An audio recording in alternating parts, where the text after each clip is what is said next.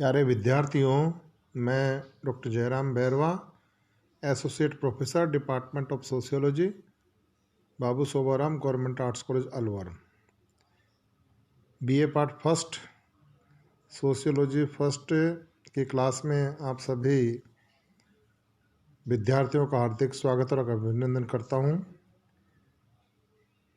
प्रिय छात्रों, आज का जो टॉपिक है इस वीडियो में, उसका नाम है समाजशास्त्र के विषय वस्तु या विषय सामग्री, सब्जेक्ट मैटर ऑफ सोशियोलॉजी। कुछ विद्वानों ने समाजशास्त्र के विषय क्षेत्र और विषय वस्तु सब्जेक्ट मैटर में किसी प्रकार का कोई अंतर नहीं किया तथा दोनों को एक ही मान लिया है, परंतु वास्तव में ऐसा नहीं है। इन दोनों में काफ़ी अंतर है। विषय क्षेत्र स्कोप का तात्पर्य उन संभावित सीमाओं से है जहाँ तक किसी भी विषय का अध्ययन अधिक से अधिक किया जा सकता है। विषय वस्तु सब्जेक्ट मैटर का तात्पर्य उन निश्चित बातों या विषयों से है जिनका अध्ययन एक शास्त्र के अंतर्गत किया जाता है। किसी विषय का क्षेत्र अनुमानित परिधि को और विषय वस्तु का अध्ययन के वास्तविक विषय को व्यक्त करते हैं। समाजशास्त्र की विषय वस्तु के संबंध में यद्यपि विद्वानों में मत भिन्नता है, परंतु अधिकांश समाजशास्त्री सामाजिक प्रक्रियाओं, सामाजिक संस्थाओं, सामाजिक नियंत्रण एवं सामाजिक परिवर्तन को इनके अंतर्गत सम्मिलित करते हैं। यहाँ समाजशास्त्र की विषय वस्तु को समझने की दृष्टि से कुछ प्रमुख विद्वानों के विचारों का उल्लेख किया जा सकता है, जिसमें सबसे पहले सोरोकिन के विचार। सोरोकिन के अनुसार समाजशास्त्र के विषय वस्तु में निम्नलिखित बातें सम्मिलित की हैं, जो इस प्रकार हैं। नंबर 1, पारस्परिक संबंधों और सहसंबंधों का अध्ययन। नंबर 2, कि सामाजिक असामाजिक तथ्यों घटनाओं के बीच पारस्परिक संबंध। 3, समाज की सामान्य विशेषताओं का अध्ययन। अर्थात सोरोकिन ने जो समाजशास्त्र की जो विषय वस्तु रखी उसमें 3 बातें शामिल की हैं, जिसमें पारस्परिक संबंध और सहसंबंध जो समाज के अंतर्गत पाए जाते हैं उनका समाजशास्त्र की विषय वस्तु के अंतर्गत अध्ययन किया जाता है। दूसरा, सामाजिक और असामाजिक जो तथ्यों या घटनाओं के बीच जो पारस्परिक संबंध पाया जाता है उनका अध्ययन भी समाजशास्त्र की विषय वस्तु के रूप में माना जाता है। इसके बाद समाज की सामान्य विशेषताओं का अध्ययन भी इसके अंतर्गत किया जाता है। समाजशास्त्र को एक सामान्य विज्ञान मानती हुई इसकी विषय वस्तु के संबंध में सोरोकिन ने बताया है कि समाजशास्त्र सभी प्रकार के सामाजिक घटनाओं के सामान्य विशेषताओं, उनके पारस्परिक संबंधों एवं सह संबंधों का विज्ञान रहा है और या तो वैसा ही रहेगा या फिर समाजशास्त्र का अस्तित्व ही नहीं रहेगा। सोरोकिन के विचारों को सविस्तर जानने के लिए समाजशास्त्र की परिभाषा में विषय क्षेत्र को आगे भी हम इसको इंकल्स के द्वारा देखा जा सकता है। इंकल्स के विचार, एलेक्स इंकल्स ने समाजशास्त्र के विषय वस्तु के निर्धारण में 3 पथ बताए। एक ऐतिहासिक पथ, दूसरा आनुभाविक और तीसरा है विश्लेषणात्मक। सबसे पहले हिस्टोरिकल पथ में इसके अंतर्गत समाजशास्त्र के विषय वस्तु को ज्ञात करने के लिए हम उन समाजशास्त्र के लेखों का अध्ययन करेंगे जिन्हें समाजशास्त्र के प्रवर्तक माना जाता है। हम ये देखने का प्रयास करेंगे कि इन प्रवर्तकों ने अपनी रचनाओं में किन विषयों को केंद्र बिंदु माना है।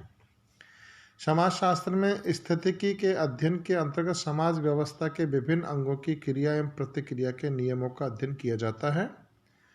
आपका मत था कि समाज के अंगों को पृथक से नहीं समझा जा सकता क्योंकि उनका कोई स्वतंत्र अस्तित्व नहीं होता, उन्हें एक दूसरे के संबंध में ही देखा जाना चाहिए।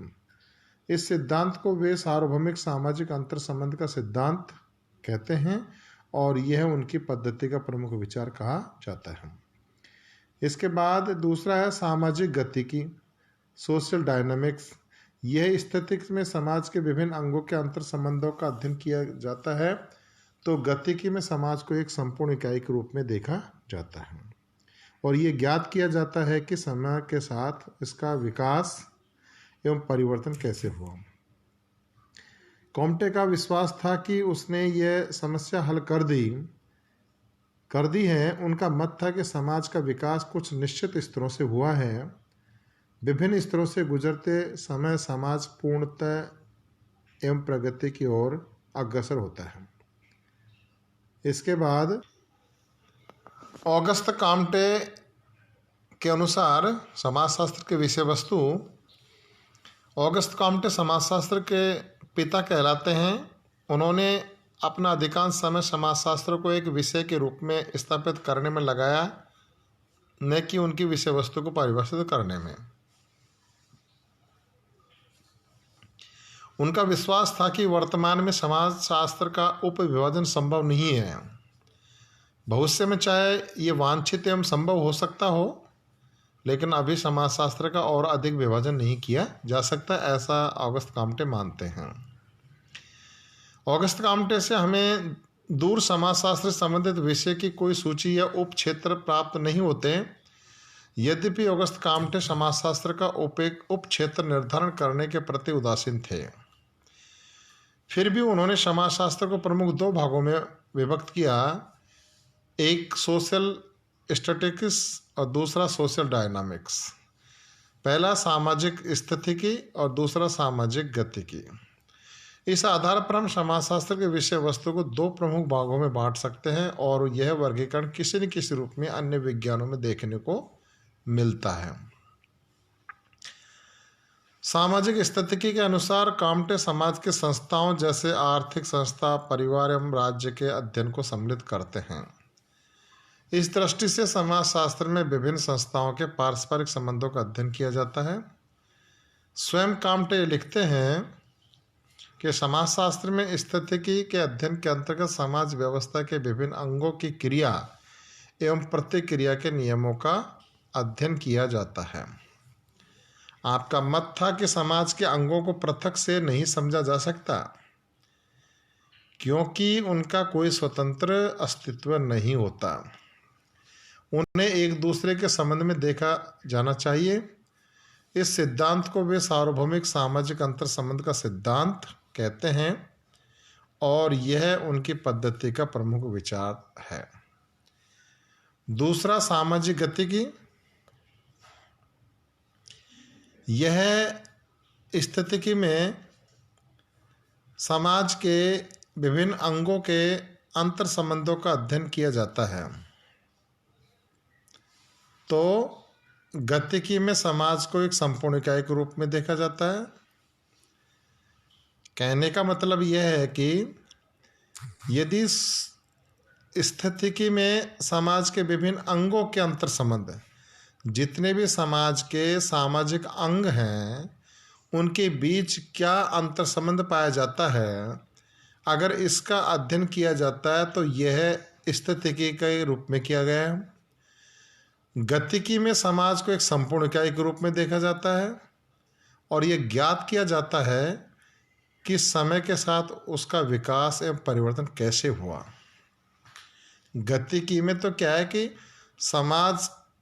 संपूर्ण समाज का अध्ययन किया जाता है, लेकिन समय के साथ इसमें चेंज कैसे हुआ, ये इम्पोर्टेंट है सामाजिक गतिकी में। कॉम्टे का विश्वास था कि उसने ये समस्या हल कर दी। उनका मत था कि समाज का विकास कुछ निश्चित स्तरों से हुआ। समाज जैसे सबसे प्रारंभिक अवस्था में था, फिर उसमें परिवर्तन आया, विकास हुआ और धीरे धीरे जो विकसित अवस्था समाज की पैदा हुई, तो निश्चित रूप से यह कुछ निश्चित स्तर जो है स्टेट हैं उनसे गुजरता हुआ सामने आया है। विभिन्न स्तरों से गुजरते समय समाज संपूर्ण एवं प्रगति युग की ओर अग्रसर होता है।